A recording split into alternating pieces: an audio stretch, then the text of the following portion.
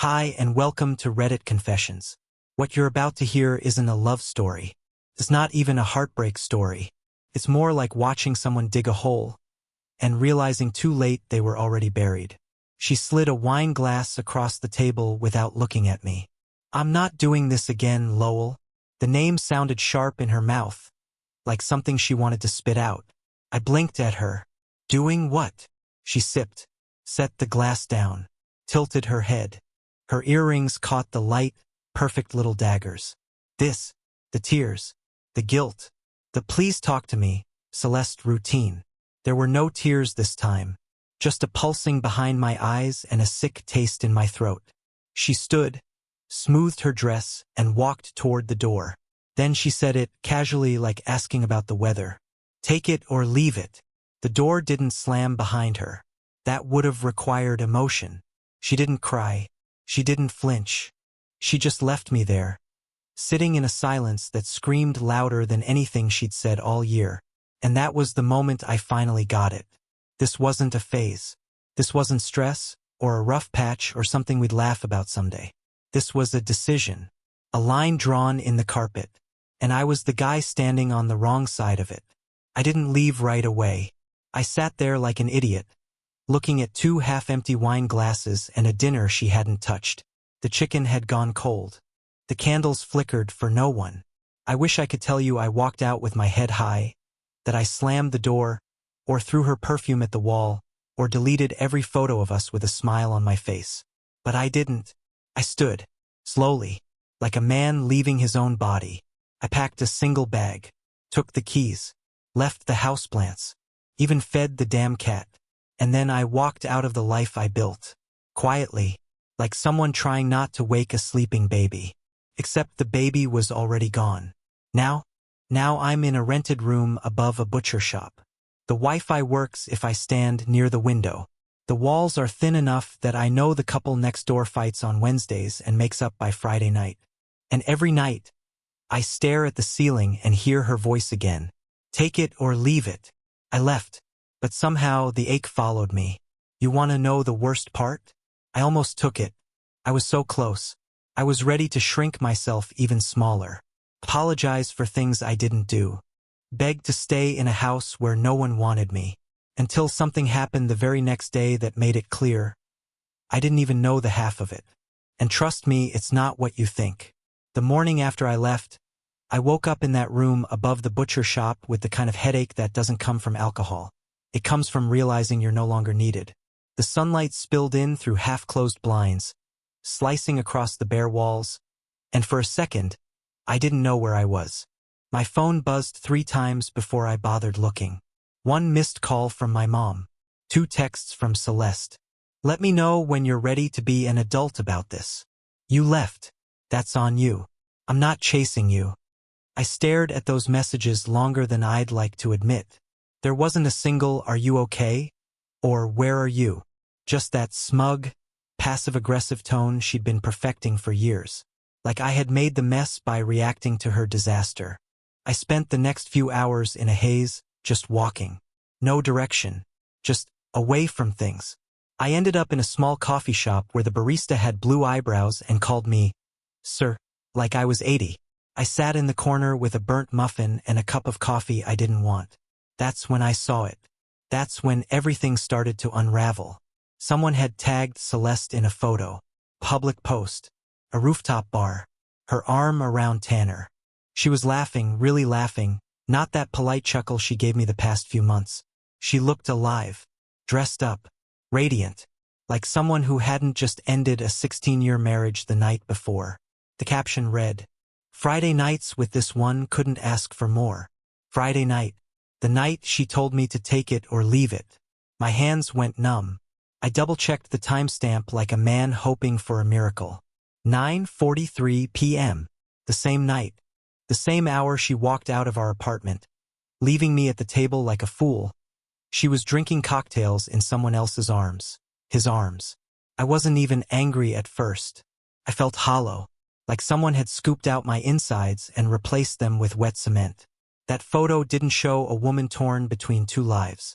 It showed a woman who had already chosen, and I was just the last to know. I spent that night sitting on the steps behind the building, listening to the buzz of the butcher's fridge and trying not to cry like a child. A part of me wanted to call her, confront her, scream, demand answers. But I already knew what she'd say. Something like, "You left, remember?" Or worse, "I didn't cheat. We weren't together anymore." That little loophole she probably rehearsed in her head.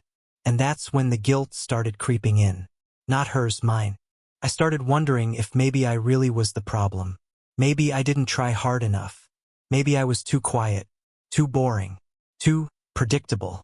But that night, something else happened. I got a DM on Instagram. It was from someone I hadn't heard from in years, Reed, Celeste's old coworker from her first job. We hadn't spoken since her company Christmas party 6 years ago. His message was simple. "Hey man, don't know if this is overstepping, but I saw the post and thought you should know. Tanner's not who you think he is. Celeste isn't either. If you want to know what's really been going on, call me." I sat there frozen, the phone warm in my hand, heart pounding. There was that moment where I almost didn't reply. I almost deleted it. Maybe I didn't want to know more. But curiosity has a nasty way of gripping your throat when you're at your lowest. So I called. And what he told me next, it turned everything I thought I knew upside down. When I dialed Reed's number, my hands were slick with sweat and my heart was thudding in that slow, sick rhythm you get when you know something's about to change. And not for the better. He picked up on the second ring. "Lowell." His voice had that uneasy tone, the kind that sounds like someone about to confess to a crime they didn't commit but feel responsible for anyway. "Yeah," I muttered. "I saw your message." He was quiet for a beat. Then, with a slow exhale, he said, "I thought you should know what people like her and Tanner don't want you to know." And just like that, I was sitting at the edge of my rented twin bed, gripping the phone like it could anchor me to reality. Reed wasn't dramatic. In fact, his voice stayed flat, matter-of-fact, almost apologetic. He told me Tanner had been sniffing around Celeste long before she ever mentioned his name to me. Apparently, they first met at a real estate conference over 2 years ago. "He's a climber," Reed said. "Sleeps his way up the ladder." Celeste was just next in line. Or maybe she was the one offering the ladder. I didn't know whether to laugh or vomit. But then Reed said something that made my skin crawl. "You know the Lakehurst property?" I nodded automatically, even though he couldn't see me. Lakehurst was the fancy property outside the city Celeste had been raving about for months. The one she said she was this close to landing the listing on. "Yeah, what about it?" I asked. "That wasn't a work trip. That weekend at the Lakehurst house? It was just her and Tanner. No clients. No meetings. Just them celebrating." "Celebrating what?" "The sale. It already went through a week before. They just didn't tell the firm. Or you." I went completely still. I remembered that weekend. I'd packed her bag for her while she rushed to get her nails done. She told me not to bother texting because service was bad out there. I believed her. I even left little notes in her suitcase. One of them said, "I miss you already. I think my soul left my body for a second." "You sure?" I finally croaked. Reed didn't hesitate. "Lowell, I was at the firm when she booked it. It was never a business trip. Look, I don't know why I'm the one telling you this, but I guess I saw how much you used to care about her. Figured you deserved the truth." He hung up before I could say anything else. I sat there for what felt like hours, just hollow. I didn't cry. I didn't scream. I didn't even move. I just kept replaying little things I'd ignored.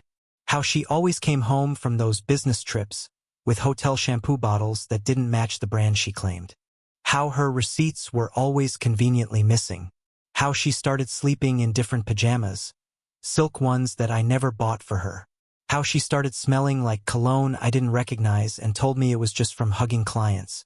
And I, idiot that I am, I bought every lie with a thank you bow on top. My phone buzzed again. Another message from Celeste.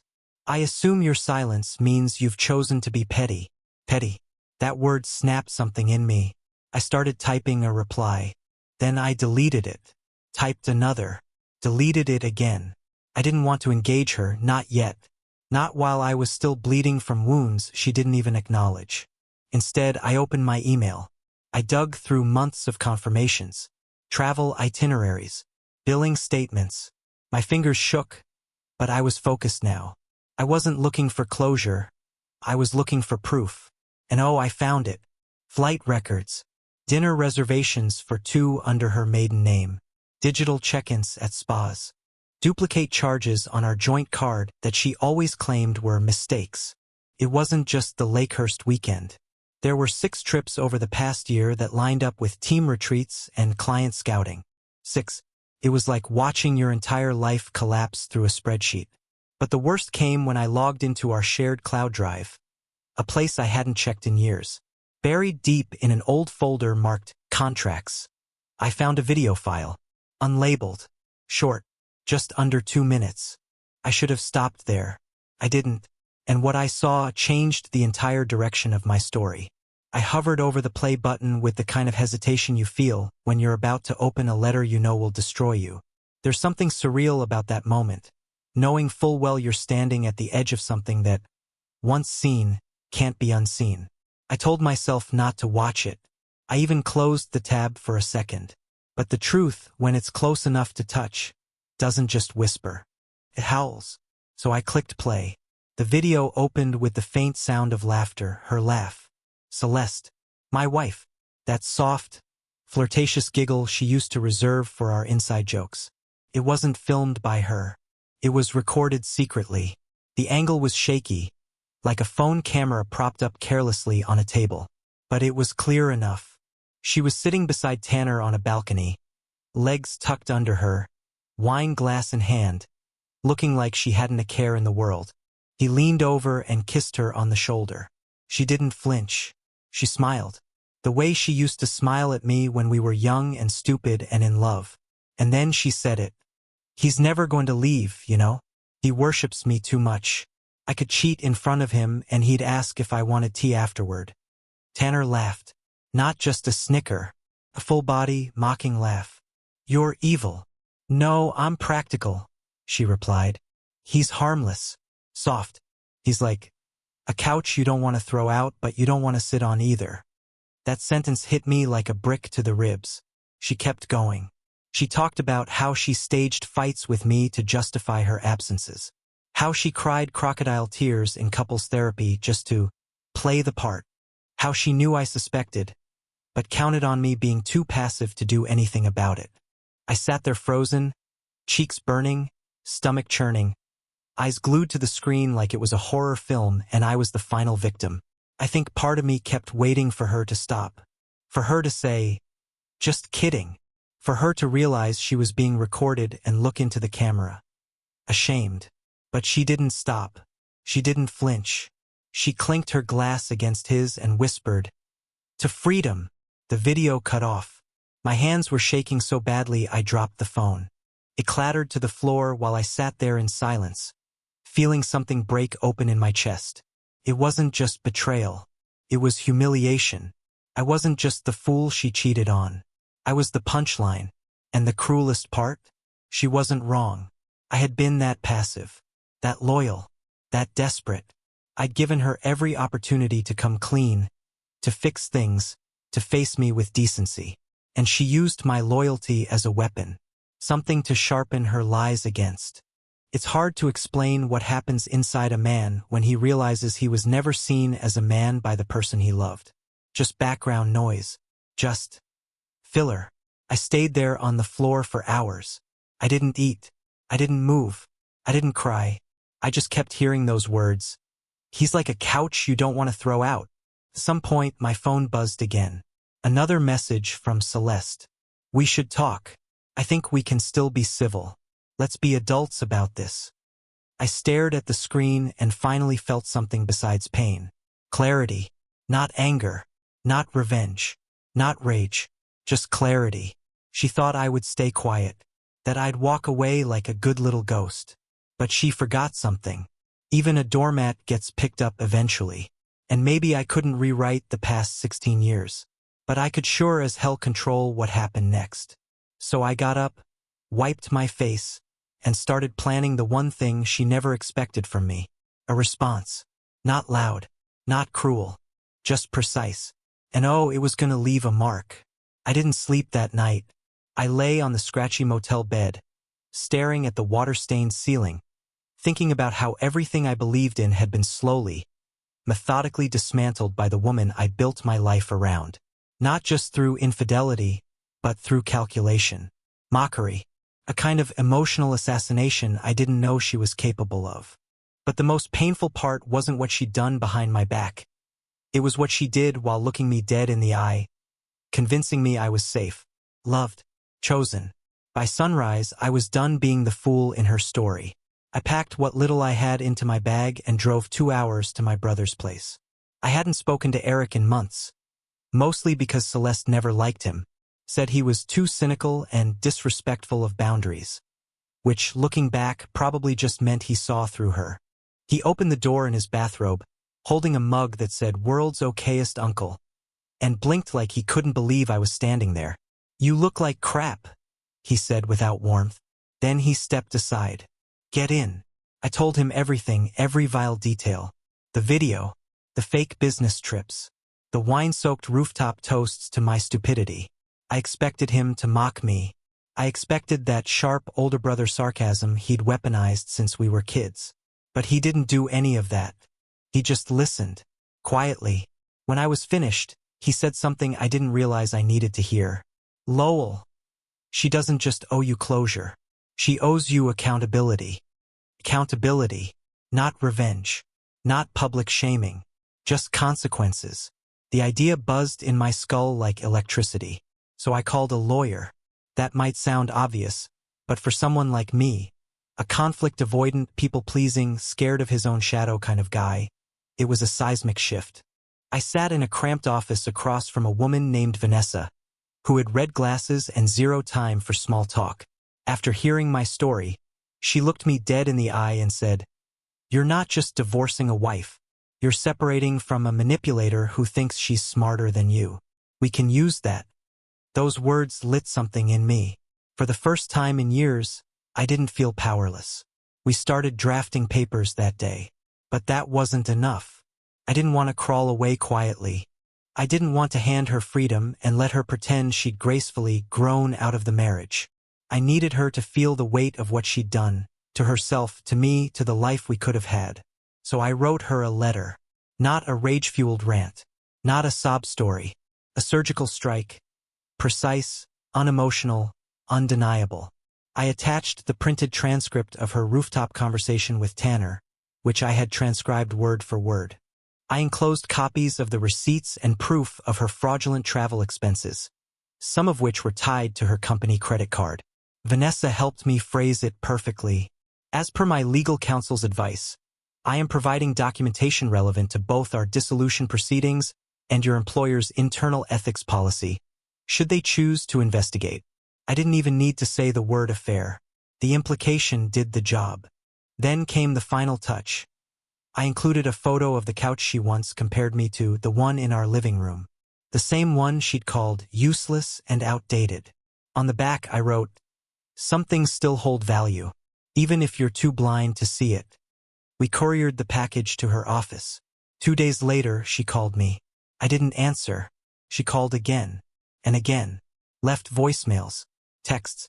One of them read, "Lowell, what did you do? This is my career." I stared at that message for a long time, then locked my phone. She didn't ask if I was okay. Didn't say sorry, just panicked about the fallout. That told me everything I needed to know about who she really was. And yet, even with all that satisfaction, all that long-awaited power, I felt a strange emptiness growing inside me. Because no matter what she lost, I had already lost something much bigger. Her loyalty, her truth, the illusion I'd built my entire life around. 3 days after I sent that envelope, I got a knock at the door. Not a call, not a text. A knock, firm, rushed, and completely unexpected. Eric was at work, so I was alone in the house. I was halfway through reheating some bland leftover pasta when I opened the door and saw a face I hadn't seen in nearly 7 years. Maya, Celeste's old best friend. The one who mysteriously stopped talking to her around the time of our 10th anniversary. Celeste always said Maya was too negative, too clingy, too jealous.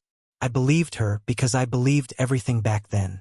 But now, seeing Maya on my doorstep, eyes puffy, hair pulled back in a messy bun like she'd just driven halfway across the state, I knew there was more to the story.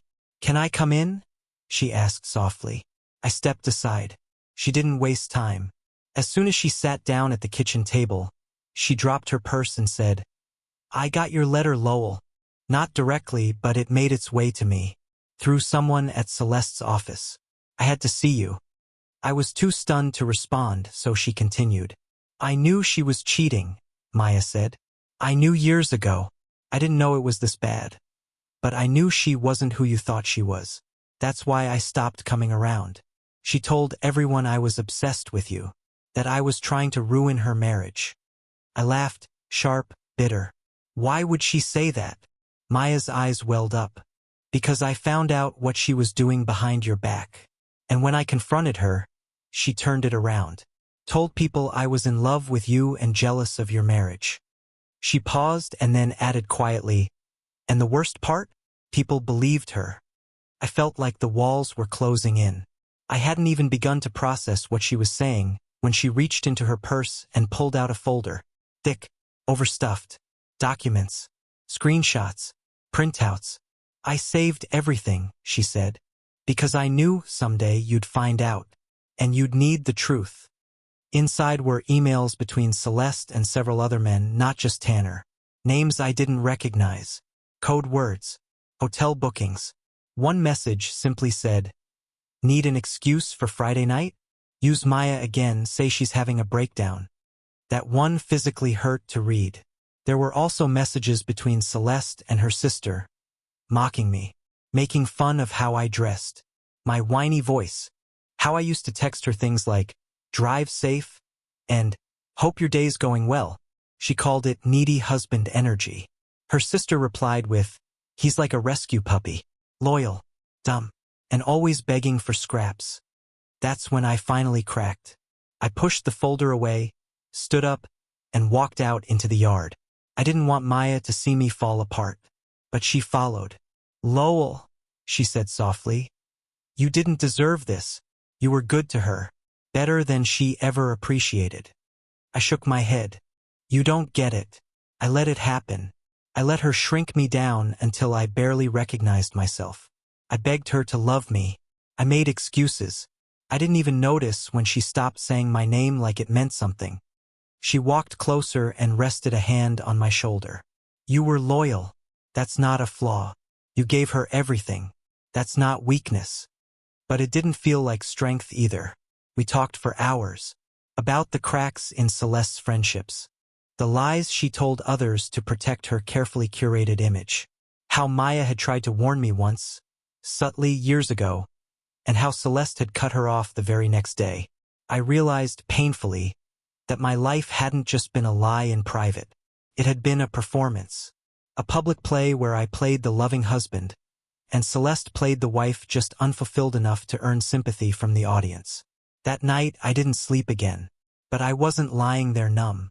I was angry, not the kind of loud, explosive rage you see in movies. No, mine was cold, focused, slow, like a glacier shifting under pressure. Because now I had proof, not just of cheating but of calculated manipulation, of fraud, of slander, and I wasn't going to scream. I wasn't going to post it online or burn her clothes or key her car. I was going to use her favorite weapon against her. Silence. She would never see it coming. The next morning, I did something I never thought I'd have the strength to do. I deleted her number. Not blocked. Deleted. Gone. Like it had never existed. No backup. No failsafe. I didn't want the temptation. I didn't want to reach out in some moment of weakness, hoping for one last ounce of decency from someone who had already dissected my dignity in a rooftop confession over Syrah. I wasn't ready to be strong yet, but I was ready to be invisible. And that became my strategy. Silence. I didn't reply to her calls. I ignored the emails, some angry, some suspiciously polite. I didn't answer her lawyer's request to meet amicably. I didn't respond to her sister's text that read, "She's struggling. Just talk to her, Lowell. The same sister who laughed at me in private messages. Struggling? No, Celeste wasn't struggling. She was unraveling, finally, and I wasn't going to catch her this time. But here's where things get strange. She couldn't find me. That might sound dramatic, but it's true. Eric's house wasn't listed under his real last name. He'd changed it years ago during a legal dispute with our father. The motel I'd stayed at had no forwarding information. My workplace had received my resignation letter weeks ago. My social media was deactivated. I became the ghost she never expected me to be. And just like that, her mask began to slip. According to Maya, who, by now, had become the one person I genuinely trusted, Celeste started spiraling. Tanner had ghosted her too. Apparently, when she was confronted at work about misusing company travel funds, he cut ties to protect his reputation. She had no backup plan, no safety net, and no idea where her doormat of a husband had gone. Then, out of nowhere, came the letter, mailed directly to Eric's address. She had somehow tracked down the property through public records. The envelope was cream-colored, thick, heavy, the kind of paper you'd use for wedding invitations. Inside was a handwritten note, not typed, not copied and pasted. Her words, inked in blue, a little shaky, like maybe her hands weren't as steady these days. Lowell, I know I pushed you too far. I know what you saw and I hate myself for it. I was scared. I thought I wanted more. But now I realize I had everything. You were everything. Please don't throw this all away because I lost myself. Come home. Let's talk. I'm willing to do anything to fix this. There it was. The thing I'd begged for 100 times while we were still together. An apology. Too late. Because this wasn't just about betrayal anymore. It wasn't about sex or lies or hidden receipts. It was about value, self-worth, the slow, cruel erosion of a man who gave everything and watched it be taken like it was owed. Still, part of me, God help me, felt something. Regret? Nostalgia? Maybe just a pathetic echo of that guy who once thought bringing her favorite latte home would win back her smile. But just when I began to question myself again, just when I wondered if maybe I'd made her into a monster in my mind, I got a call. Not from Celeste. From a blocked number. It was her company's compliance officer. I almost didn't answer, but curiosity is a stubborn ghost. The woman on the line was calm, professional. She asked if I could verify a few dates related to Celeste's travel expenses. I said yes. She thanked me for the documentation I'd provided through my attorney. I asked why it mattered now, why they were still digging.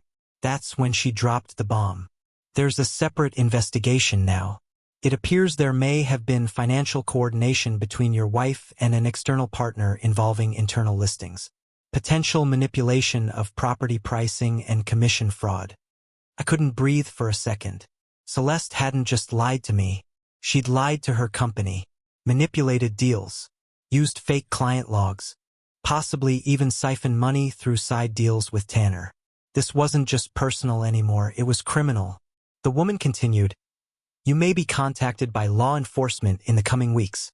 You're not under any suspicion, but you might be able to help establish a timeline." I hung up the phone and just stared into nothing. All this time, I thought I was the embarrassment in the story. Turns out I was the witness.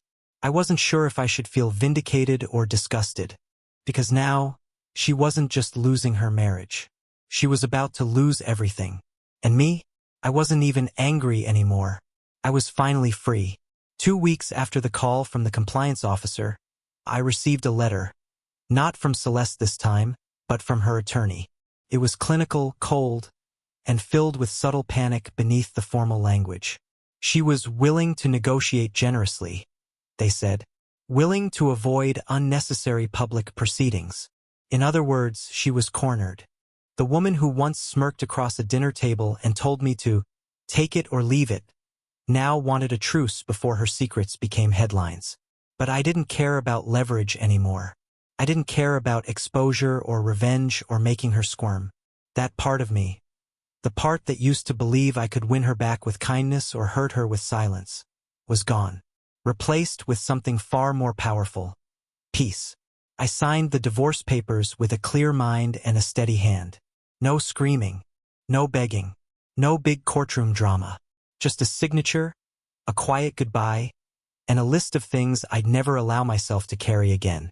And then, I moved on. Not overnight.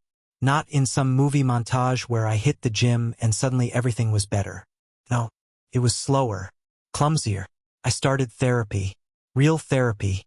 I went back to school part-time to study environmental law, something I'd been too afraid to pursue years ago because Celeste said it was idealistic. I got a dog. A shaggy, awkward mutt named Benson who thinks every knock on the door is a personal threat and every squirrel is a CIA agent. Maya and I stayed in touch, too, but not in some rebound romance kind of way. She became a friend, one of the real ones, someone who never made me feel small for feeling too much. She even helped me set up a small apartment that actually feels like mine. There are plants now. I water them. I talk to them. It's weird. It's healing. The last I heard, Celeste left the company before formal charges could land. Tanner disappeared from her orbit. Her social media's gone dark. The mask cracked, and when it did, the performance ended. She may reinvent herself somewhere else, in another city, with another face for another audience. But that's not my concern anymore. Because I'm not the man in the background anymore. I'm not the couch. I'm not the placeholder. I'm me. Flawed, sensitive, still a little too sentimental, but finally whole again. And I've learned something valuable. When someone gives you an ultimatum, take it or leave it. Sometimes the bravest thing you can do is quietly walk away. Not to punish them, but to protect what little of yourself they haven't already taken. So if you're still listening, thank you for being here. Thank you for letting me tell this story. And now I want to hear yours. What would you have done if you were in my shoes? Have you ever walked away from something you thought you couldn't live without, only to realize it was the best thing that ever happened? Let me know in the comments below. This is Reddit Confessions, and sometimes the biggest revenge is simply moving on.